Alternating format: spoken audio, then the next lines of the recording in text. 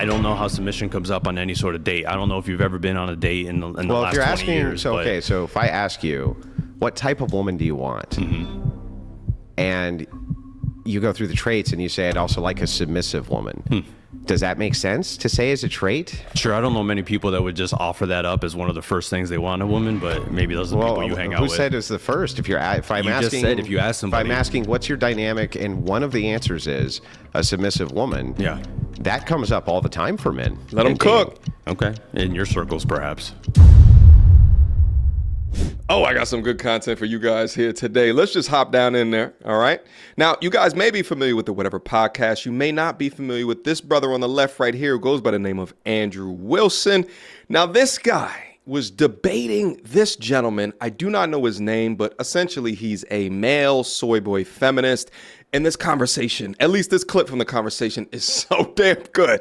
Let's go through it. Let's get after it, and let's get active. Without further ado.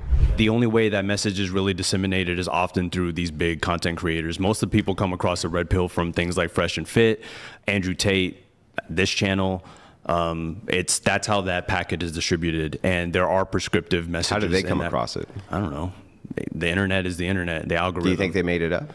Do I think who made it up? That those red pill creators that you're talking about, do you think that they just made all that stuff up? No, I don't. I think there's too many similar messages for it to be made up. Yeah, so there's like sources for this stuff, right?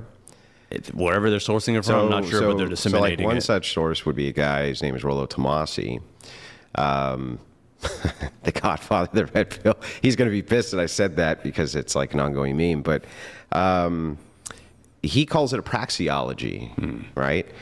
So if it's praxeological from his perspective, he's saying there's no prescriptions here, right? It's not designed around prescriptors. It's designed around descriptors.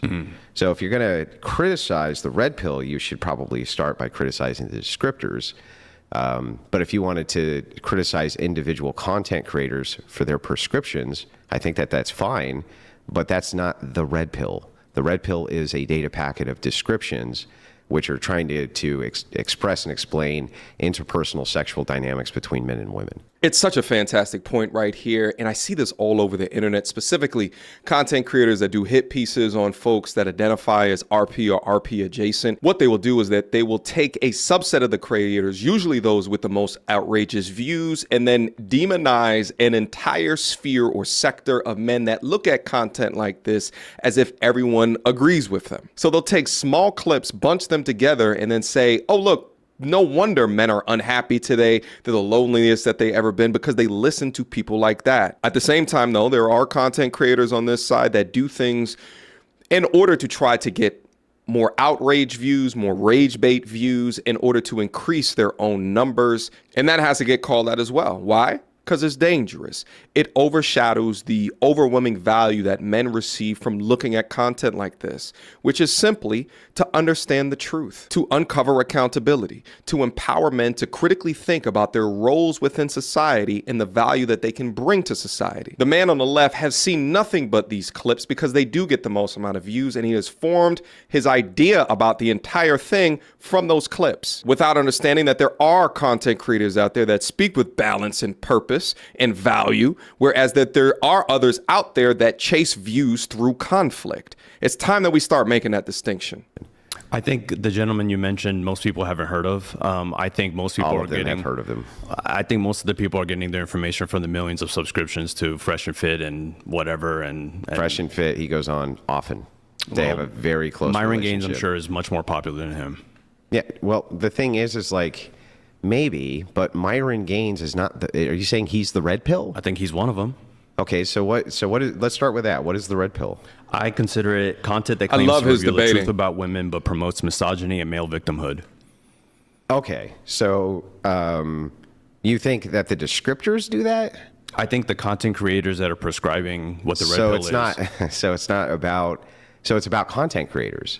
Sure. You just think that, so there's just content creators who you disagree with their message. The majority of the red pill content creators, I disagree with their message.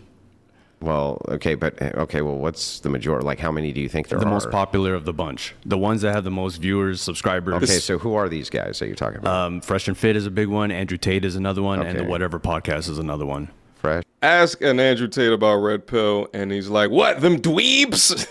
Like, and whatever. So here's an easy one. I guess let's start with whatever because I'm pretty familiar with the content here. So what is the message that's being put out there? There's a lot of misogynist question. messages that come out What of are this they? podcast, and I Well, have let's start with several what is lists. misogyny? Misogyny is the hatred or dislike of women, the active dislike of women. Plural, women. Yeah, correct. The entire gender. So not the active dislike of a woman. No, not typically. So it's just women. Yeah. Okay. So Good. misogyny is the active hatred or dislike of women. yeah. I love what Andrew's doing here right now because I think this should be done in all debates or all conversations ever. Because when one person says a word, the other person is going to interpret that word through their own understanding of the word. So you guys can be debating the exact same thing, but have different understandings of the word. So taking time out to define what do these words mean to you, meeting them where they are, having an understanding of what they're saying, and then logically deconstructing from that same point is brilliant. It's not easy to do, takes a lot of practice, but watch. Got it. All right. And Fresh and Fit is another big let's, helper to that. Let's start with whatever. Okay. Yeah. So what is the misogyny or the dislike of women, which is promoted on this channel? It's presented as a dating podcast, but it's really not. The topics that typically come up on Let's this start with podcast. that. What makes it not a dating podcast? I'm about to go into that. Oh, okay. Go ahead. A dating podcast should not discuss whether or not women should be submissive, whether women should vote. On Sunday's show, you ask women how many pumps after they tell you to stop is it grape. That's not a dating podcast. That's one of the craziest questions I've ever heard. You basically say divorce hurts men, marriage is pointless. I don't know how that's helping your audience. I don't know how military conscription has anything to do with a dating podcast. I don't know how, guests being shown a submissive ex-girlfriend and saying, would you bow to your husband? Would you bow to your husband? That's not a dating podcast. That is promoting hatred of women and misogyny as well. Female guests are pressured to reveal their body count and then mocked. If they don't reveal, they're interrogated until they reveal. Women with OnlyFans are moralized and told to quit. Male promiscuity is excused and celebrated. Women are asked about their peak looks, age, and questioned incessantly.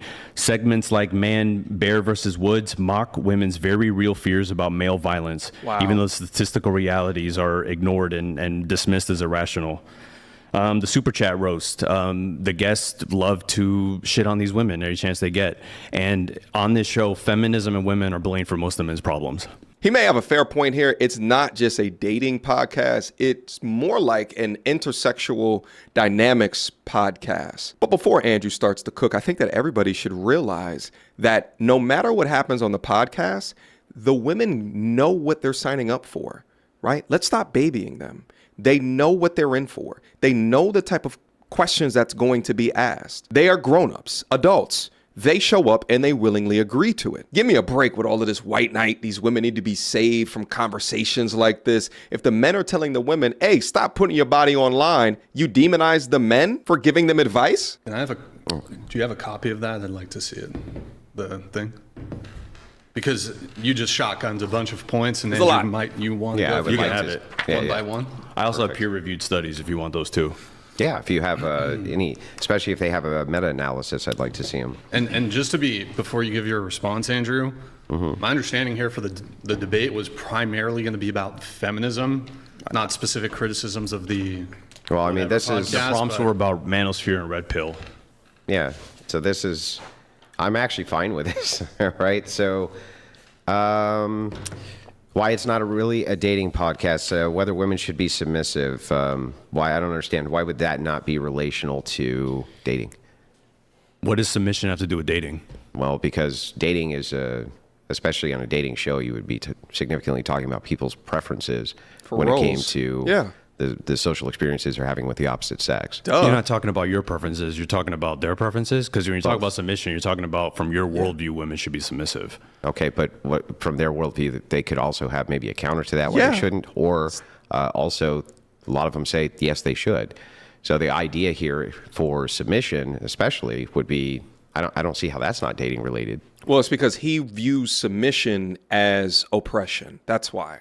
I don't know how submission comes up on any sort of date. I don't know if you've ever been on a date in the Well, if last you're 20 asking, years. so but okay, so if I ask you, what type of woman do you want? And you go through the traits and you say, I'd also like a submissive woman. Does that make sense to say as a trait? Sure, I don't know many people that would just offer that up as one of the first things they want in a woman, but maybe those are the people you hang out who with. said it was the first? If I'm You asking, just said if you ask somebody. If I'm asking what's your dynamic, and one of the answers is a submissive woman. Yeah. That comes up all the time for men. Let them in dating. cook. Okay, in your circles, perhaps. I mean, no, just in well, how many dating podcast sample sizes do you have here? I listen. I'm on a dating podcast. I made one. I listen to a lot. I listen to a lot of your shows. I listen to a lot of everything that's out there. I don't understand any of the dating podcasts that come up when you ask men their preference. They've never once says, I would prefer to have a woman who's more submissive. The topic of submission only comes up on Red Pill podcasts. No, it doesn't only come up on Where else does it come up? It's been on Dr. Phil. It's been everywhere. Dr. Phil talks about submission Yeah, every episode. Every episode. I didn't say every episode. Well, that's what He's we're not talking doing about a dating. Is he doing a dating podcast? Then every don't mention episode? Dr. Phil as a dating show. Is he Then doing? Don't mention You Dr. Phil as asked a where dating else show. it's mentioned. That's not a dating show. You asked where else it's Dr. mentioned Phil as a dating show. Yeah. That is not a dating Yeah. show. So in any case, any of the dating podcasts that I've seen, it's a very common answer to say if they want to Name another dating podcast. And here's the other thing.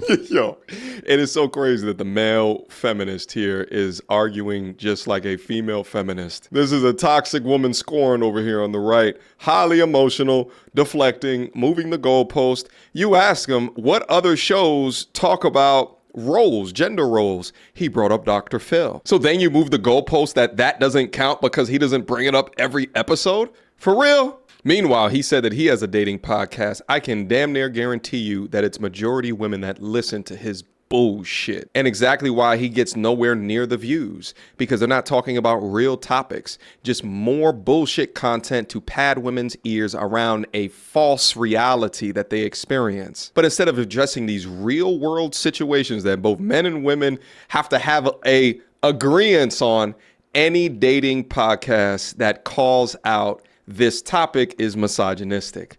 Got it. To dive into this. Name another dating Here's podcast. the other thing though. to dive into this. Well, you got to name another dating podcast. Okay, Fresh and besides Fit Dr. Phil. happens there all the Red time. Pill content. Exactly, Yeah, as I said. Okay, so when you're talking about a dating podcast, what do you mean by that? Something a little less, I don't know, misogynistic, perhaps. What does that mean? What does that mean? I've already explained it to you and defined If it. any man has a Has dating thoughts. podcast, is it Red Pill or I have a dating misogynistic? podcast and it's not misogynistic. I see. And let me ask you a question. What kind of questions do you ask on your dating podcast? I ask them what are their priorities in a man. I ask them, do you have advice for men in And dating? how many men have you had on? Zero. It's called Women on Men. Oh, I see. So you're a misandrist? Absolutely not. Well, I don't understand. Why He's don't you want good. a man's opinion? Because Right. I want to ask women specifically. Misandry involves hate, and I don't hate men. Oh, okay. I got Whoa. it. So you only have on women. Correct. And you don't ask them when you ask them about preferences. Yeah. Right. Do they say that they want things like assertive men? No.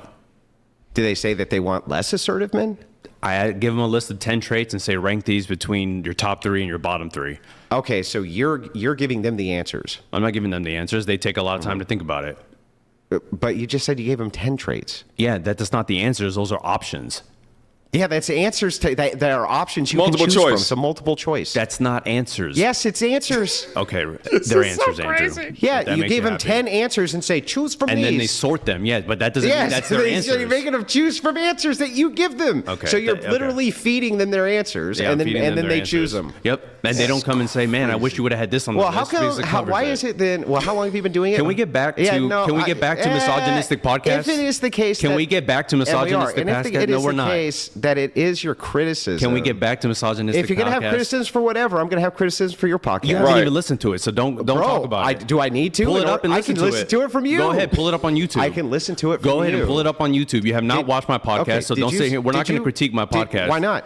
Because you haven't even watched it. Let's watch it. Aha, there we go. He doesn't want any criticism on his podcast. So your dating podcast is better because you don't let men speak? How is that even a dating podcast when women just get in an echo chamber and talk about all of the things that they want out of men?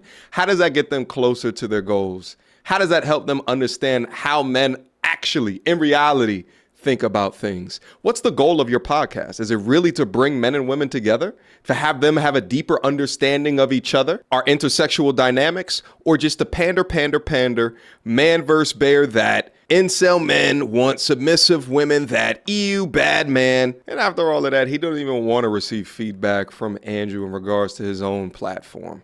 Go figure. Go ahead, pull it up. So if we pull we up got your 45 podcast minutes. right now, I can take a 45 look? minutes. 45 minutes. Put on 2 times speed, and then we can critique my podcast. yeah. But until then, tell me about another Yeah. non-misogynistic red pill podcast. Well, I don't think any of those are misogynistic podcasts. Yeah, of course not. You got to demonstrate that they actually hate these women. By their actions, by the things, everything that's happening right there. Yeah. So let's go through some more of these. When Myron Gaines has a college table that says women deserve less, you don't think that's a little misogynistic? Is that during his podcast? He is one of the red pill content creators that we're I talking had about. to be a podcast. Dude, I thought I had to be a podcast. Can you now act it like an doesn't have to adult? be a podcast. Can you act like an adult? That is the most childish thing How I've is ever it? seen in my whole That's life. you put you gave me the criteria. The bro. criteria is the content creators, Oh, it's the including Myron content. Gaines. Yes, Got it. I've always said Got it. that. Nothing's changed in my as statement. we're talking about dating podcasts or Correct. the idea of dating, Correct. Is it also possible there's just not that many? Yeah, there's not a lot of red pill podcasts. The main No, ones, just dating podcasts. There's a ton of dating podcasts. Okay, name some. Mine. Name some other ones. There's a guy named Man We're in Trouble. There's Evie Edit. There's Evie Edits a dating podcast. Yeah, she talks about dating and men and women. Is it a dating podcast though? Yes. So they If have. This isn't a dating podcast. So hang on. So they have. This isn't a dating podcast. So on Evie Edit, they Yeah. have. Every single time they come on, they have multitudes of people on with them, and all they talk I didn't about necessarily say they have guests. I'm not talking about the format. I'm saying that's what the content that comes up is men and women, and this is not a dating podcast that we're currently So on. you're just talking about, for you, a dating podcast, just anybody who's talking about dating. This is not a dating podcast that we're currently on. Well, prove it. I just did. How? Let's go through more. You want me to read them? So here, why don't we do the first one? Whether women should be submissive. I don't understand how would that again, not how would that relate- not be? Yeah, actually, relate how to, would that not be Please explain. a decent question to ask for dating? I don't get Do it. you ask that on your first dates?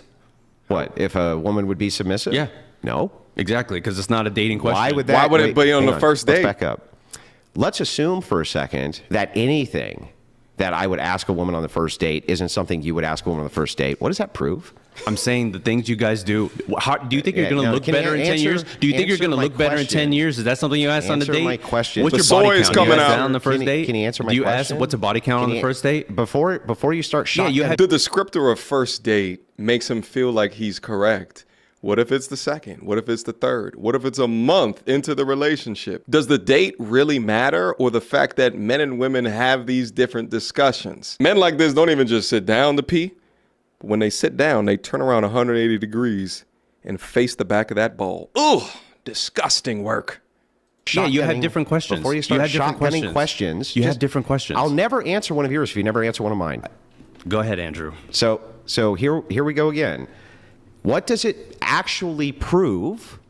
What does it prove that if I asked a whole sequence of different questions from you on my first date, what does that prove? Yeah, you're not asking these questions on your first Can you date. answer my question? I just did. What does it prove? It proves that you're not asking these questions So on it your doesn't first prove date. anything? It does prove it. What does it prove? That you're not asking these kinds of questions what on is your it- first date. So what is that proving outside of that? It proves that these are more Does misogynistic it also questions. hang on? Does it also prove that I don't ask any other questions other people would ask that you're not asking here? I have no idea if it proves it Like or it's not. just so stupid, dude. It So proves ridiculous. nothing. Okay. What does it prove? What do those questions prove?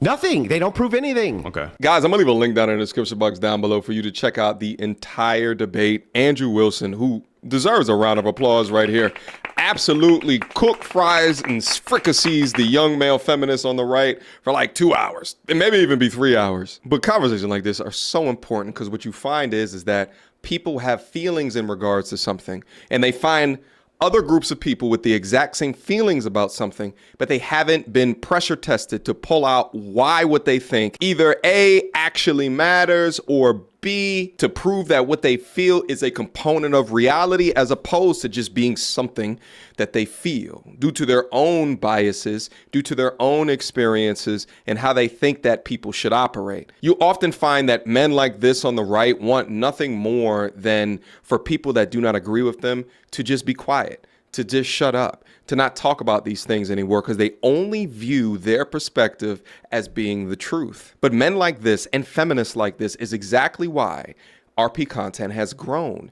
unchecked conversations like this for decades that have painted men as savages, as animals, as those within a patriarchy constantly oppressing women, keeping them down. How dare you have conversations in regards to things that actually matter to men? Body count, that should never matter at all.